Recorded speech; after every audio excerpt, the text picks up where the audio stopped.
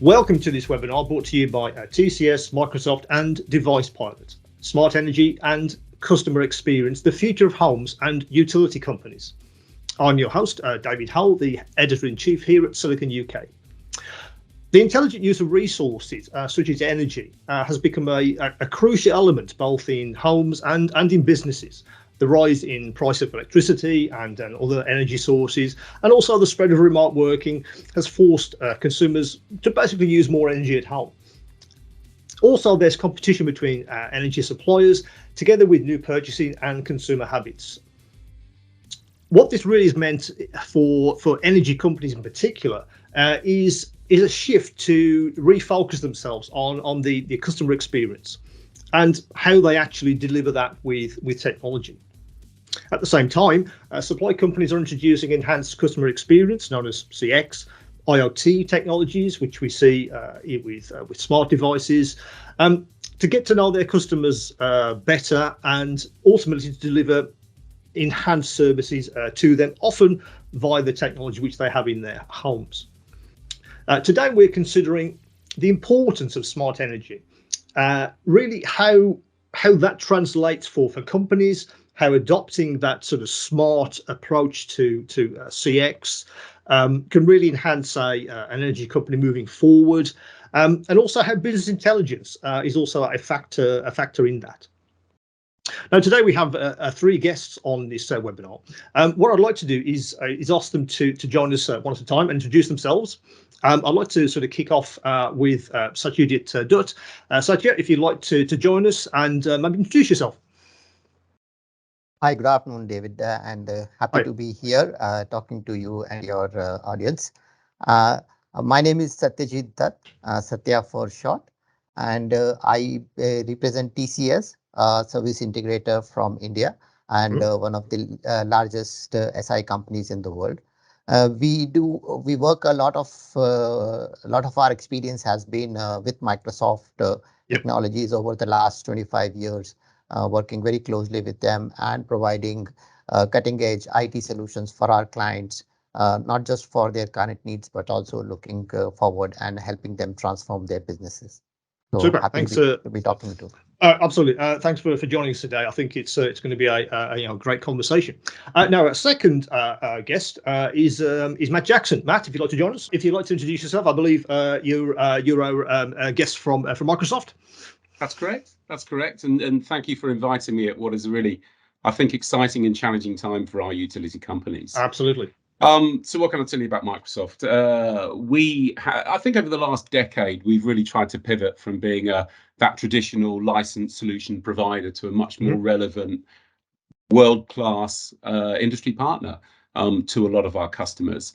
For instance, we've launched an initiative called Energy Core, which is a global initiative where we're working across the spectrum with government, with regulators, with the grid, with industry specialists, with user groups, etc., to really immerse ourselves in the industry and look at how we help customers. And I think our central premise, right, is that our customers have invested over the years in foundational Microsoft technologies. It's our job now to work with partners like TCS to bring that together, harnessing at the same time, cloud technologies such as IoT and AI, etc., to really help companies transform their operations and create a sustainable environment for the future. So, absolutely, thank you. Yeah, thanks for that, Matt. Yeah, I think the connection between yourself and TCS is a very interesting one, particularly for this conversation. Going to be some interesting insights, I think, today. Now, our third guest is Pilgrim Bird. Pilgrim, would you like to join us? So yeah, if you could give us a little bit of background about yourself and Device Pilot. Great, sure. So back in 2006, I co-founded a company called AlertMe, which built one of the first mass market smart home energy platforms. Smart thermostats, smart meters, smart plugs, occupancy sensing, all sorts of things. And in 2015, we were acquired by our largest channel partner, Centrica, British Gas, as the platform for their Hive product. And ultimately, we deployed millions of devices into homes in the UK and US primarily. And I think the biggest lesson as we went through that journey of scaling up was managing all those devices we deployed, making sure they were configured correctly, working properly, and supporting them when they weren't. And that was harder than we thought it would be, which is why in 2016 I founded Device Pilot, where I'm now CEO. And Device Pilot makes software which helps companies to manage their fleets of connected devices. Absolutely, and I'm one of your customers. I have Hive in my home, and it is fantastic. Switch your heating on while you're on holiday. It's brilliant. It's a great way of controlling your devices. Now, this conversation is touching on a number of things, but I think we want to sort of kick us off with a focus question on, I guess, customer facing and the customer experience. I'd like to come to you, Matt, first, if I may, and basically ask you that how critical is it for utility and home energy suppliers to create that customer facing system that has data really at its foundation? How important do you think that is? It's absolutely critical. I think for many years, utility companies have been focused on appeasing the regulator, and that's been fine until that time. But I think now we're realizing that utility companies are not exempt from putting the customer at the heart of the business. And I think especially now that we're dealing with the kind of smart consumer technologies, we either drown in this ocean of data or we start to harness it. And if we harness it, we can build great insight on our customers. I think we're in an amazing position to really understand consumption behavior, and our energy companies have to be influential in that. This is a finite resource that we're dealing with here. So absolutely, I think there's a great responsibility to put customers at the heart, very much at the heart of the business. And I think the great news, right, is that customer expectation is so low that doing the slightest thing well makes a huge difference. And I'll draw on a personal experience. I won't. It's probably quite cathartic for me to talk about it. It recently happened, but I won't. I won't go on about it. But I had by far and away the worst experience recently, dealing on behalf of my elderly and vulnerable parents, who had money being taken out of account, smart meter wasn't working, etc. They were sold over the doorstep, etc. And to cut a long story short, it actually affected my mental health. And I know that it affected the mental health of my parents, who were absolutely worried sick. And it also really affected the people on the other end of the phone that were desperately trying to help me, but were just not empowered to do so, weren't given the right information to do so. And it was such an emotive subject that it just became... It was calamitous. It was a really, really dreadful experience, and it really drove home for me why this is so incredibly important, especially now. Yeah, absolutely, and I think it's odd that we never have these conversations about energy companies, do we? We have these conversations with the people that buy our shopping from or the online retailers. That's kind of an accepted thing to increase or enhance the customer experience. But we never had that conversation about energy. It's odd. It's almost it kind of just does its thing, and we don't expect any kind of enhancements there, which is strange. But I think moving forward, it absolutely has to happen. I think that's an absolute given. Absolutely. Yeah. I think it's something that we kind of have to embrace. I think anyone that's connected to energy, no matter what your business is, you're going to have to take that on board and move that forward if you're going to enhance your business. I think that's a given. What do you think, Pilgrim? Could I bring you in on that? What's your take on that sort of point of view? Yeah, well, I think as Matt was saying, we come from a world where the householder really has no idea what they're paying for at all, and everything's completely opaque. But now householders are on a journey, a sort of smart energy journey, if you like, which starts with visibility. Where is my energy actually going? Why is my bill what it is?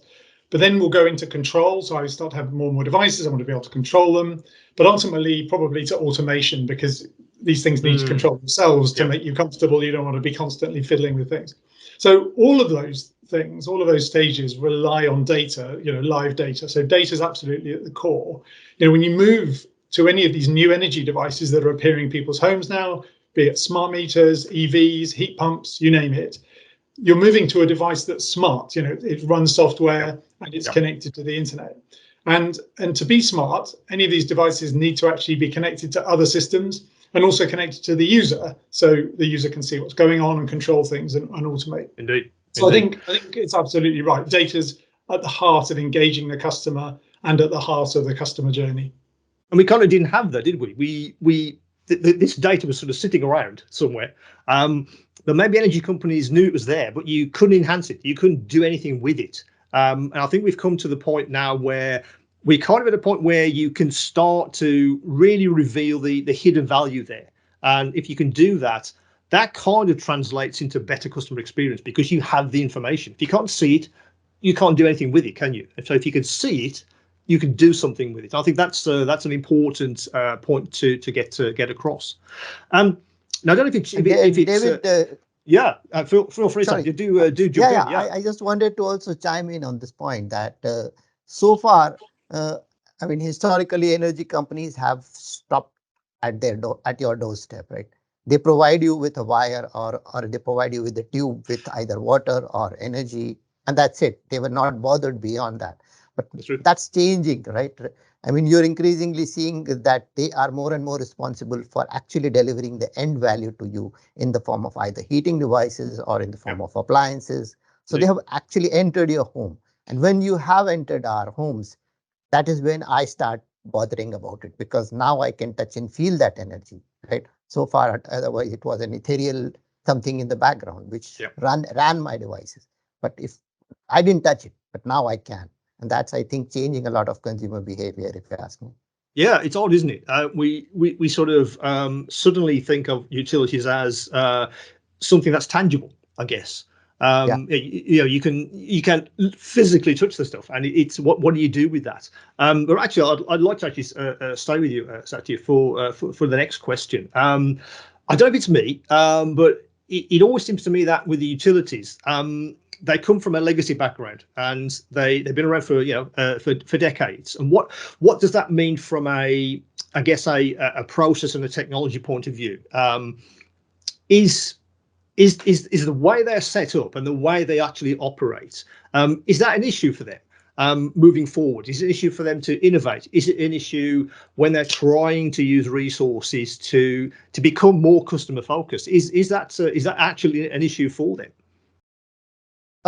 If you ask me, industry innovates only if they have to, right? There has to be a compelling event or a compelling reason for industry to change. Otherwise, they are very happy doing things they are. So far, energy companies were managing with that concept. They were buying, either producing themselves, or they were buying it from outside, trading it on someone's behalf, and adding a markup and selling it to consumers. That model is not going to work anymore, if you ask me.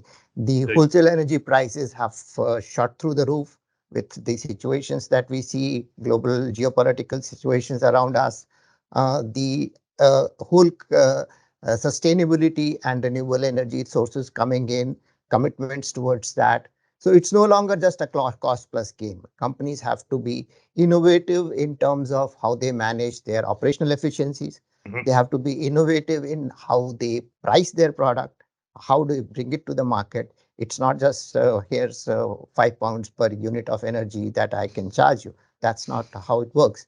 Nowadays, it's dynamic pricing.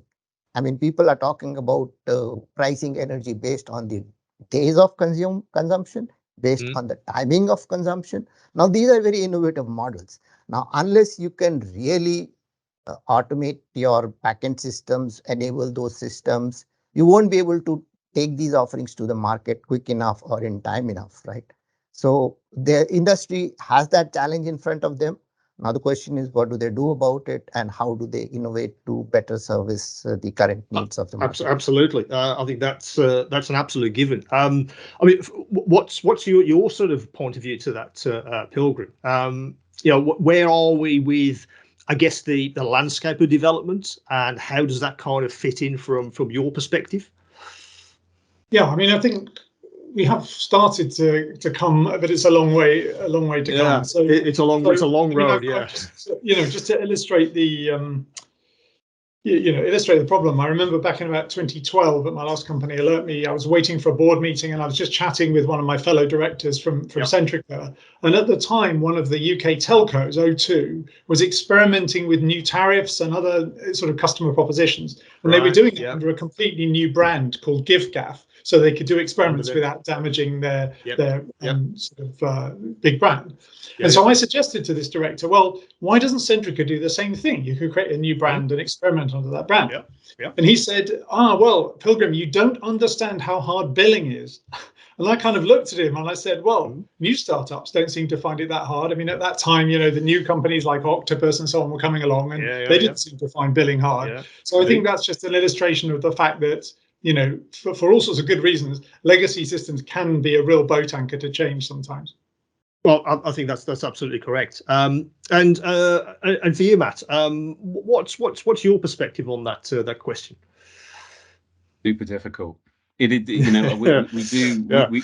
It's a hard one. Sympathise with our customers. It's really difficult. The way I kind of see it is that it's there's some huge downward pressure from above in terms of cost to serve, in terms of supply volatility, in terms of global events. You've then got the anchor beneath us in terms of legacy platforms, aging workforces, etc. Yet our energy companies are expected to transform like they've never transformed before.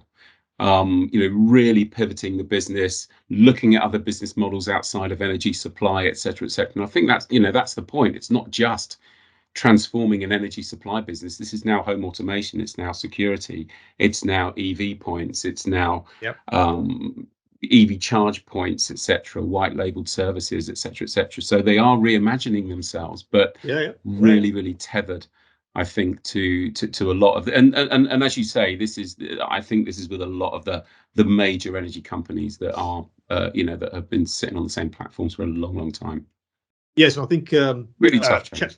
Well, yeah, it is. It's a challenge, absolutely. But change is coming. It kind of has to, I think. They understand that. I think energy companies understand that they have to change. And I think they're developing what that roadmap will look like as we speak. I think that's absolutely true. I mean, for you, Pilgrim, if I guess when you're talking to people in the marketplace, is that actually correct? Are they redrawing? I guess what we sort of term out digital transformation is what they were looking at previous, maybe to the pandemic or a few years ago, different to what they're trying to do moving forward? Is it a different conversation?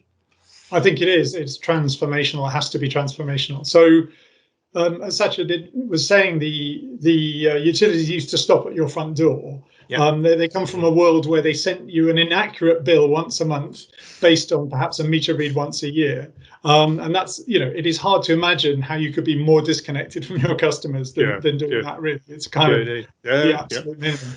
Absolutely. So if you contrast that to having an app in your pocket that you're interacting with several times a day, you show it to your friends down the pub, it's highly engaging. I mean, these are the experiences we have with lots of apps in our lives now. It is totally different.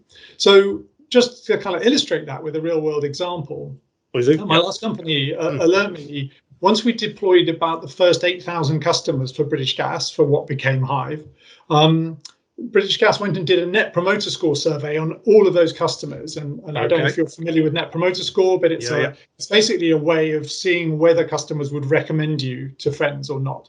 And you end up with a total score that ranges from -100 if everyone hates you to +100 if you're the best in sliced bread. And it won't be surprising that normally utilities are somewhere in the middle. They don't change very much, and they're all more or less the same.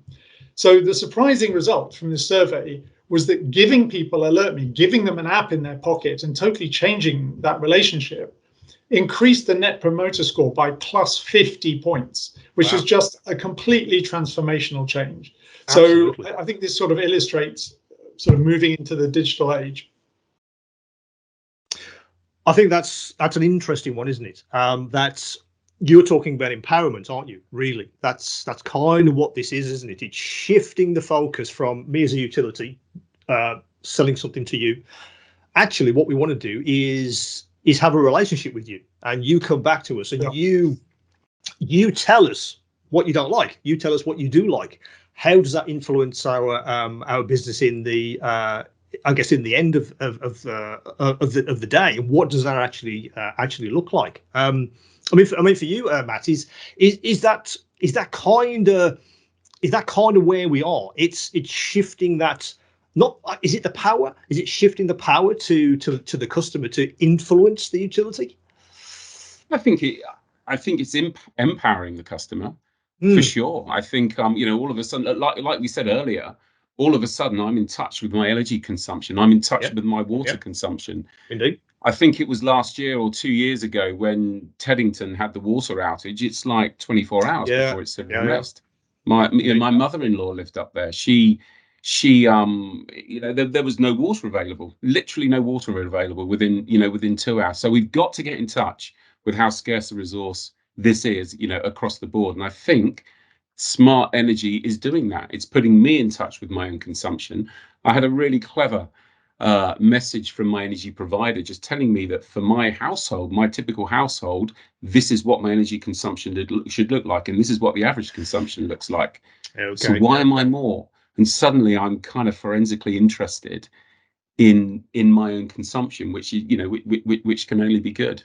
Only be good for us, and only be good for the planet. But I think there's this kind of strange conundrum that with a utility company, the more engaged the customers are, the less revenue there is. Absolutely, and I think it's really about I guess first steps, isn't it? How do you begin on that road? Because taking the first step is often really hard. It's hard to make that decision. It's hard to begin. I mean, for you, Pilgrim, do you find that when you're sort of looking at the marketplace, utilities, what they're trying to do, the decisions they're making, how fast they're making decisions, those kind of things, is that often a challenge to, I guess, get those challenges, I guess, defined, and then take that first step and define what that first step should be? Yeah, I think it absolutely is. The world's moving faster and faster. Technology, speed, of course, speed as well. Requirements are changing faster, and we've got all sorts of changing externalities, which are not just war and other things like that perhaps we couldn't predict, but just the effects of climate change, because we've been so slow to react to them and so slow to do anything about them. Absolutely. The pace of change now has to be faster and faster. So that's a really sort of strong forcing factor. And I think all those things make it very hard to plan. It's very easy to get stuck in a loop where you try to anticipate every possible need when you're designing a product, and then that need changes and you have to replan. And I remember back in the Alert Me days again, when we were talking to British Gas about what their gateway should do, the box that talks to the devices in your home and then connects them to the cloud. And as they thought through all the things they might want to do with this gateway and all the standards that might come down the road from smart meters and elsewhere, they ended up with a kind of kitchen sink requirement, which was about 5 times more expensive than they wanted to pay. Yeah. And ultimately, the way to kind of cut that Gordian knot and actually get going and avoid being paralyzed was to say, look, this is consumer stuff. This happens on consumer timescale. It doesn't have to last. It's not like a smart meter that has to last for 20 years, no matter what. And therefore, you're better off just doing your best job, getting out there, getting into the market, and doing that, learning, and through learning, you will become a leader. Well, that's quite interesting, particularly from your point of view, Matt. I would imagine for you, that's an interesting conversation to have. Microsoft's background with business, with creating products, then you translate that to a utility space. And you bring that experience to that, and you say, okay, what can we learn from what we've done already in the business space and apply that to the customer experience within utilities? It seems to me Microsoft has a very unique perspective there.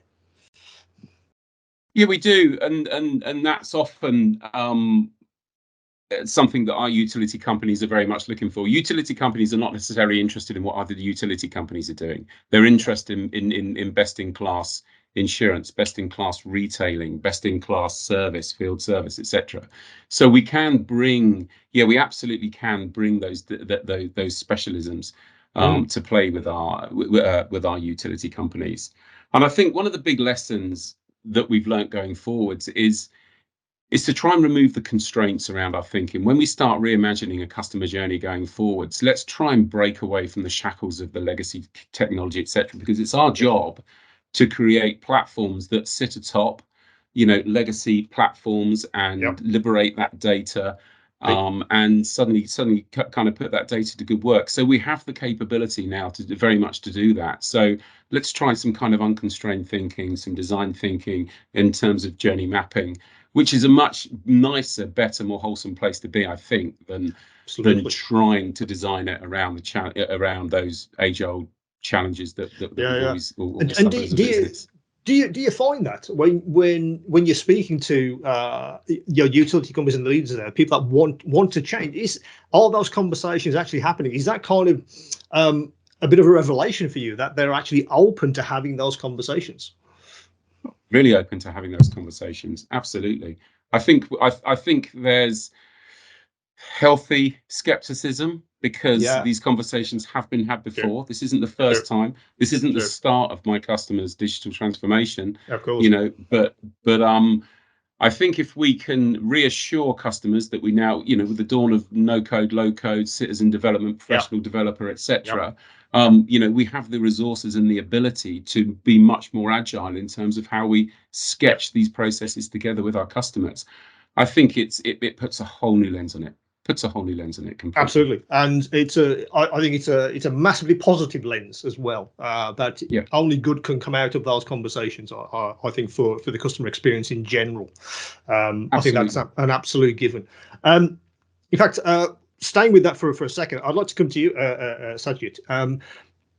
When you're, I guess, having those initial conversations with with the companies that you speak to. Is the first question, where do we start, Sajid? Where do we actually begin? Is that often the first thing that they need advice from? There's so many things we could do to enhance customer experience. We may be seeing what's happening in the consumer space elsewhere. We want to do some of that. But how do we do that as utility companies? Is the sort of where do we start question always the first one that you're sort of pressed to answer? Absolutely, David. I mean, as you rightly said, clients and companies are becoming increasingly aware that there is a need to change. There is a need to find smarter ways of going to market, of addressing consumer needs. It's no longer a monopoly situation for utility companies, right? The clients have a choice today to switch providers at the drop of a button. Indeed. To go to different avenues of your providers as well, not just change providers. So all this is increasingly putting companies to ask this very question. Okay, we need to transform. Now, how do we transform? How do you do it? How do we do it? And my answer to that always is, you have to start by knowing where you want to go first, right? What is your end objective in mind? Is your, it could be multiple small goals that you set up along the way to reach that final journey. But is it customer experience at first, or is it that you want to improve operational experiences, operational efficiencies in your organizations? Could be how do you make your field services much smarter, field service operations much smarter? For instance, how do you enable them with technology which will help them diagnose and resolve situations faster? So these are small journeys that you need to define towards your final goals. And once you have that, then putting in the technology piece to address them becomes that much more clearer and simpler. And today technology has evolved. I mean, there's hardly anything that technology can't address at a very broad level. That was probably not the case maybe 10, 20 years ago. So the technology is available now. It's how do we work together in defining the best fit solutions? And that's where when we work with clients across the globe, not just in utilities, like Matt was saying, they're not just looking at what best utility companies can do, but also what best retail companies can do, for example, right? What best the telecom companies can do, because they have evolved quite a lot. I mean, much faster than any other technology space. And some of those experiences we can bring to the table. And when we have these conversations with our clients, we tell them, here's what we did, for example, for a telecom company in Sweden. why don't we learn from that Yep. experience and Yep. help you with your journey for that? So these kind of collaboration is increasingly become important when we have our initial conversations with our clients. Thanks for insights, Satyajit. I think for you, Pilgrim, is it a slightly different conversation? Now, I guess I'm focusing for you on how do you deliver some of the tech? What's it going to look like? How can we kind of enhance the customer experience with devices or with services? What's that going to look like? Physically as a tangible thing, even. When you're sort of looking at the marketplace and people ask you where do we start, what's your kind of response to that? Is it initially thinking about the tech, but actually the conversation is maybe one stage removed from that? Let's not think about the hardware. Let's not think about that yet. Let's think about what such you were saying. What's your end game? That's the important thing before we start thinking about the technology. Is that kind of the conversations you have? Yeah, no, I very much agree with what Satya has just said about understanding the goal. I think in terms of the journey to get there, I think often people start with the constraints. There are technical constraints or the regulatory constraints, and that tends to lead to quite a bottom-up way of designing a proposition. And I think it's much better, as Matt's already said, to start with the customer experience, the customer journey, and perhaps. And I mean, that can be complicated as well, but perhaps if you can just find one simple, clear customer journey that definitely adds value, then use the minimum technology to deliver that, then that's a great starting point. And you sort of MVP, sort of minimum viable product kind of approach. Yeah. As I said before, sort of just get started, and it's a journey of learning, and you'll evolve as you go along, sort of co-evolution with your customers. So it's a focus, isn't it? So it's, for instance, you were talking about billing, for instance. Let's get billing accurate, for instance. You could focus on just that one thing because your research tells you that maybe that's a pain point. And if that's a pain point, funnily enough, I mean, it's amazing. It's amazing how long it sometimes takes technologies to come to light. We had some really cool technology more than 10 years ago at AlertMe for doing pretty much itemized billing for households. So being able to tell you exactly what all your energy has been spent on. This many washes at 60 degrees or whatever. And that's only now starting to be offered to customers. It takes time, doesn't it, for customers to kind of be aware of what they want and for customer pull and technology push to gradually sort of move forwards together. Yeah, I think there'll always be people that want to do that straight away. Yeah, I want to look at how many washes I've done last week, how much energy, and people want to do that. There'll always be those people that want to do that. But I think the general public, it's just make my experience seamless, integrated. Certainly one thing we learned.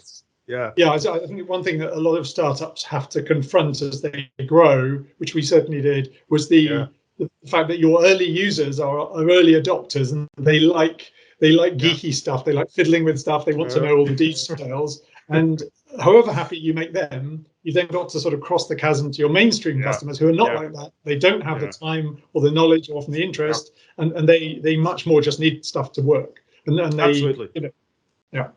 Well, I think that's right, and that kind of leads us, I guess, to a conversation about, I guess, the tangibles. How do we deliver this stuff? What's it actually going to look like? And this webinar is really timely, I think, because I think everyone here has something to bring to the table, and collectively, you all really are able to deliver what we're talking about, great customer service, what TCS is doing, what Microsoft Dynamics 365 and the Power Platform, and how all that wraps with the technology you and I can touch and feel, that kind of thing.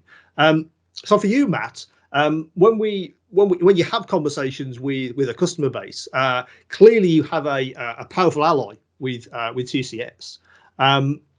How does that translate into, I guess, tangibles? How are you actually going to deliver that with practical tools? Sure, I think there's if we first think about a technology toolkit, and I won't dwell on that for too long, but I think never before have we had the kind of capability that we have in our hands right now and in the user's hands. And I think, and that whole low code, no code revolution that we're seeing right now, we're seeing some incredible results kind of from our customers. So I think it's as much about empowering the business and the business user to be able to factor some of this change as much as it is, you know, the likes of TCS and the likes of Microsoft. So our role is changing as well. Our role is about enablement and empowerment. And we've seen some incredible results from that, because value doesn't come in 4 or 5 different areas. It often comes from, you know, 1,000 slices of value, right? And putting this capability into the hands of people that understand that more than anything, and, you know, breaking down the barriers between a business requirement and a professional developer is becoming extremely fruitful. So that's a big area that we focus on. Another big area that we focus on is product driven programs. You know, we've spent ERP, CRM, call it what you like, it's not brand new. We've been doing this for a lot of time now, and this product has evolved hugely, and we really recommend that our customers go with the out of box as much as possible, or have a damn good reason as to why you can't, to get the product into the hands of the users, so we can then evolve it in a much more measured, much more controlled kind of way, rather than, as we said earlier, you know, right now my headspace is probably not right, because I've been working for the last 10 years with all these constraints. You know, I can't all of a sudden reimagine it if you put me in a dark room and expect me to define a program in the next kind of 4 or 5 hours. And the other area that I'd say, which I think is just as important, we working with the likes of TCS have developed a whole toolkit of solutions that help us define with the customer what that value is. So because we've got to get it right. Okay. So before we do anything, you know, we can bring what we call business value insights, you know, and that's the industry benchmarks, industry data points, etc., that we can use to compare. We can do business value assessments with our customers, where we go into those specific value maps and define that, create an FD ready value justification, etc. So we go into the program collectively fully understood and confident in terms of what the immediate is, what Horizon 1 might look like, Horizon 2, Horizon 3, you know, as we call it. So there's a huge investment up front in around that area, which I think is the real foundation for success of a project.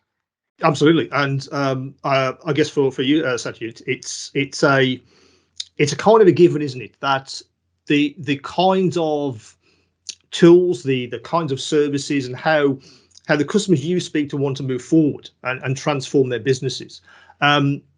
You have to do that with partners. You have to bring people with you who have the foresight and the insight to be able to deliver that.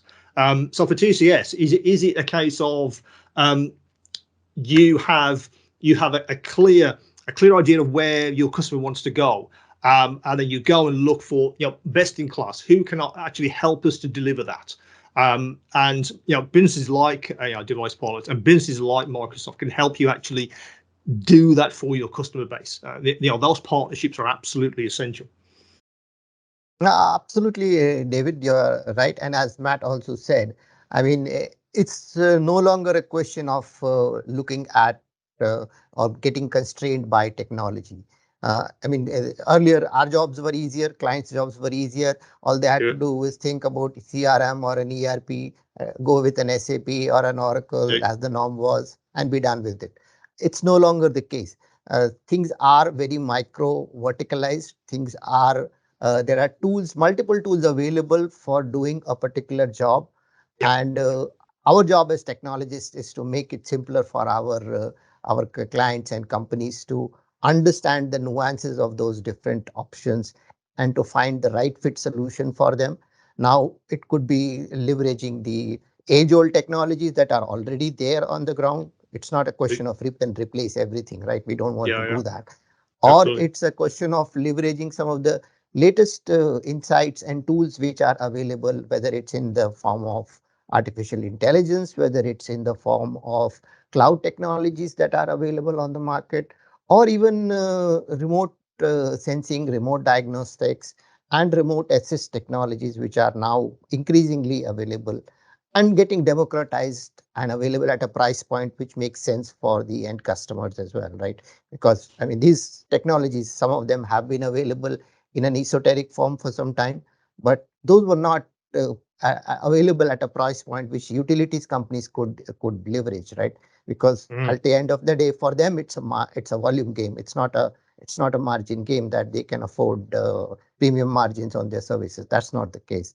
So these shifts in technology and our experience with them and collaboration with our partners is enabling us as service integrators and providers with a plethora of options that we can build smart solutions for our clients. And that's a conversation that we increasingly have with our clients. How can you mine the kind of technology that is available, the data that that is getting generated, which is kind of lost in the ether, so to say, and how can you bring that together on a cloud platform, mine that data and get insights out of it so that you can be more smarter, predictive in dealing with your clients. Even helps you to, many cases we work with solutions for our clients, not necessarily in utility as such, but in other areas where we can build propensity data for our clients. So it helps companies to know the behavior of the client and anticipate what should be the right way to approach them. Now, these are things which are becoming increasingly available and important for us to weave that as part of our overall discussions, overall strategy with the clients. I mean, I look at lots of different market sectors and industries, and that whole idea of data mining and using that as a resource, particularly for predictive analytics. That's a massive game changer for many businesses. Utilities, absolutely. If I can predict, if I can be there for a customer even before they know they need some support and some help, using the technology to maybe interrogate what's happening in their lives and in their homes. That's a massive plus, I think, for everyone. I'd like to turn to the future, I guess, what that's going to look like for sort of energy management, particularly about, I guess, how intelligent integrated services, what that's going to look like and how that's actually going to, I guess, transform utility companies.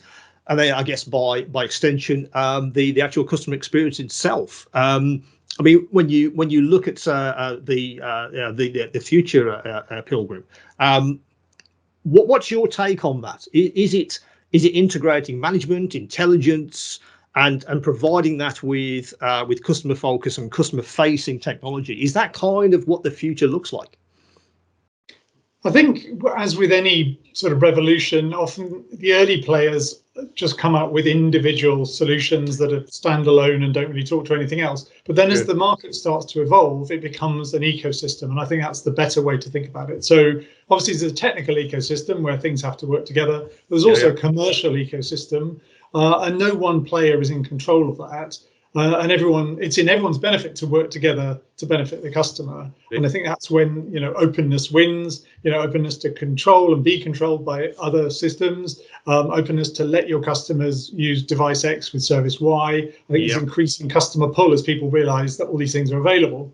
So I think there's this idea of sort of ubiquitous computing, or that technology will sort of disappear into the background. And ultimately, the number of smart devices in the house is growing by, I reckon, something like 10 times per decade. And there's more than 10 already in most houses, and then there'll be more than 100 in another decade. And that's a lot of devices. And people don't really, at that level, want to be interacting with those individual devices. They want to interact with their home.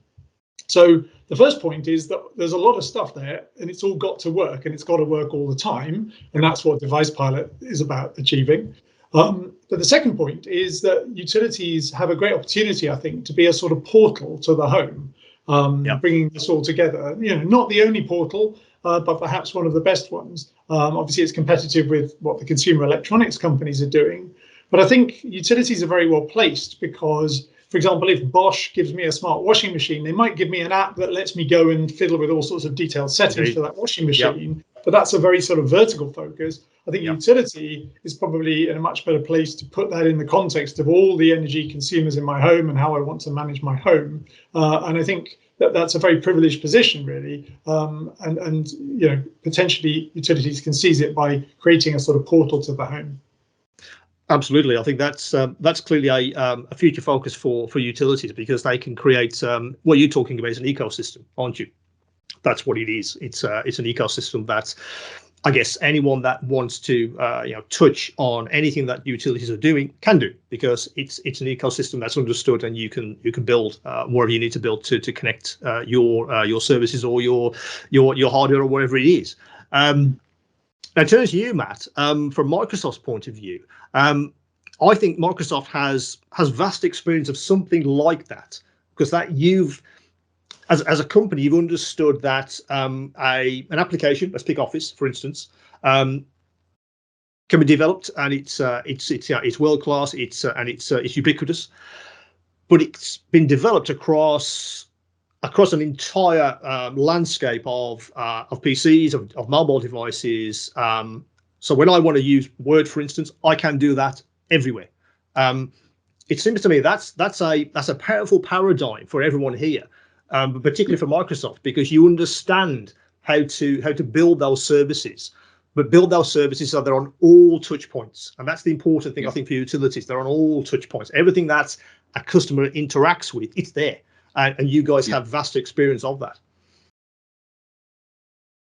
Yeah, absolutely. It's not about us competing directly with the competition. It's about interdependency now, and we're very much, we have strong relationships, strong ties with SAP, with the likes of SAP, with Oracle, with ServiceNow, Salesforce, etc. They're all partners, and they're all partners because we have to liberate this data that we're all providing. And I think, and we've kind of glossed over that a little bit, but that's a key part of this, is that all of these Microsoft technologies that we've talked about today, they're all built on Azure at the end of the day, because that's where we're holding and reasoning over a huge amount of data, and then making it readily available. That's the hard work that we've done in the background, which hopefully then from a consumer perspective, allows us to consolidate and serve that data up in a really, hopefully in a really simple way. So yeah, that's absolutely our focus going forward. Super. And for TCS, Sajid, what's the kind of future hold for you? What's your perspective on that? Is it a future where intelligence and management and integration, they are powerful sort of buzzwords, but do you feel that they can absolutely be translated into fantastic customer experiences that all utility companies can actually build? Absolutely. And two things that stand to my mind is, one, there is a convergence happening in the market. As Pilgrim was saying earlier, companies developed siloed applications, or there were companies with siloed offerings.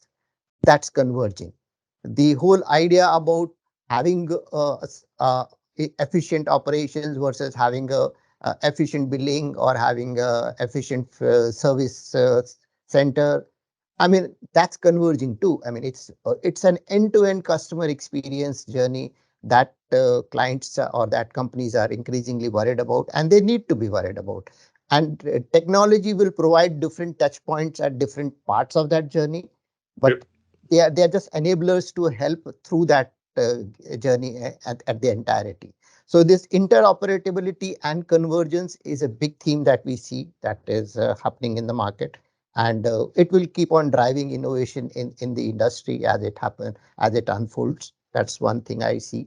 The other thing we talked about, the technology becoming so pervasive it disappears, right?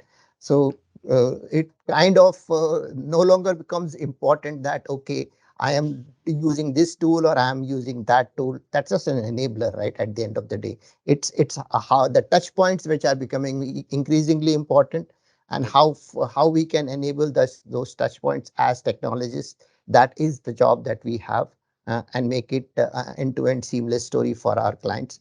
That's the third thing I would say, which is extremely important, is how do we build better insights and analytics for our companies and our clients, and how do we tie this together with more predictive offerings from our client.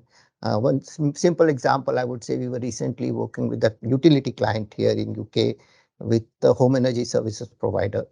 And we had worked with them in providing smart boxes or smart control panels, which could monitor the health of your boiler and predict, okay, it's scaling up and it's due for maintenance in the next 2 months, for example, or it's catastrophic, it will blow up in the next 3 months, for example. Now, these kind of insights is, on that. So these kind of insights, how we can make it much more smarter and pervasive. I think these would be some of the themes which will be driving our discussions in the future. Super.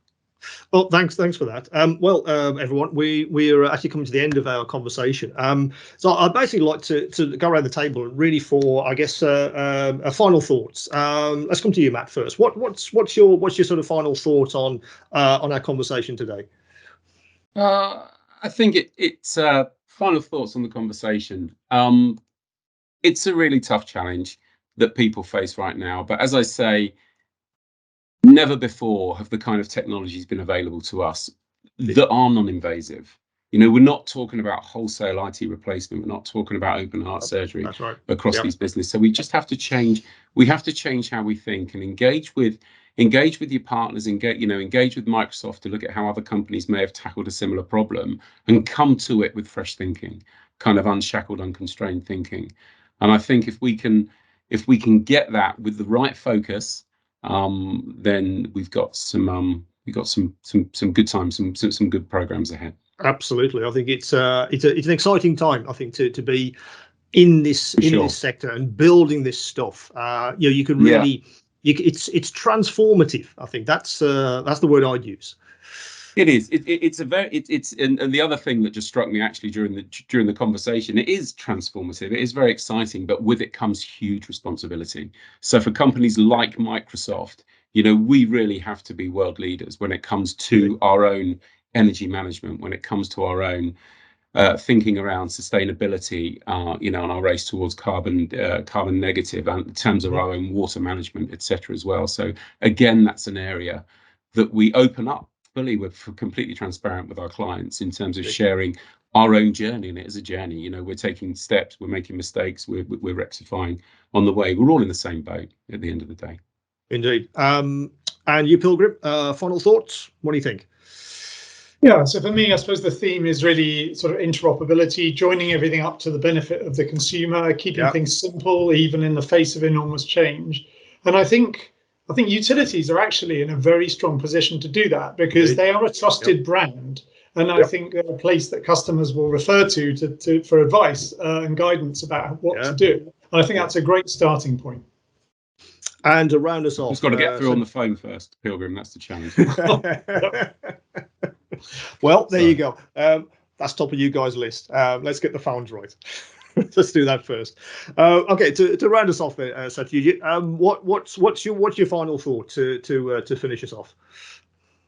I think the industry is at a cusp, so to say, and they will need to turn the corner in terms of how they approach this whole business. And as Matt was saying, we started the conversation, it was regulatory focus. Now it has to be increasingly customer focused at the center of the whole planning and the process that we need to derive at. Indeed. Increasingly, they'll need to make sure that their operations are even smarter because the energy costs are going to go up, not down, that we see in the market. And it will depend on how they innovate their services and offerings to be able to come out on top of it and be the best providers in the market. So I see a lot of change ahead and a lot of transformation ahead. Both, it's a good time to be there, but at the same time, it brings its own transformation challenges, technology hurdles that we'll need to overcome. But that's what we are all here for, right? To solve those problems. Absolutely, we're all problem solvers. That's what you guys. That's your day job, I think. You're all literally problem solvers. As I said, we've come to the end of this the webinar. I'd really like to thank everyone for joining us today. I think that was a I think it was an enlightening conversation. I think it set the scene for some exciting change, I think, across the marketplace. I think utilities, if we had this conversation in literally 2 or 3 years' time, they're going to be a different kind of business. I feel the marketplace will be different. How they approach their customer experience will be transformed. Absolutely. Now, if you'd like to obviously continue this conversation forward and also learn about how the collaboration with Microsoft and with Device Pirate and also with TCS really could help your business. If you'd like to learn more, then Sajid is your point of contact, and you can reach him at sajid.dutt@tcs.com for more information. So again, thanks everyone for joining us on this webinar, and hopefully we'll speak to you soon. I'd like to go around and basically say goodbye to everyone. So Matt, thanks for joining us. Thank you. And also Pilgrim, great conversation with you guys, and also with Sajid, just to finish us off. Thanks again for joining us. Thank you for having us, and good to be here having this conversation with you.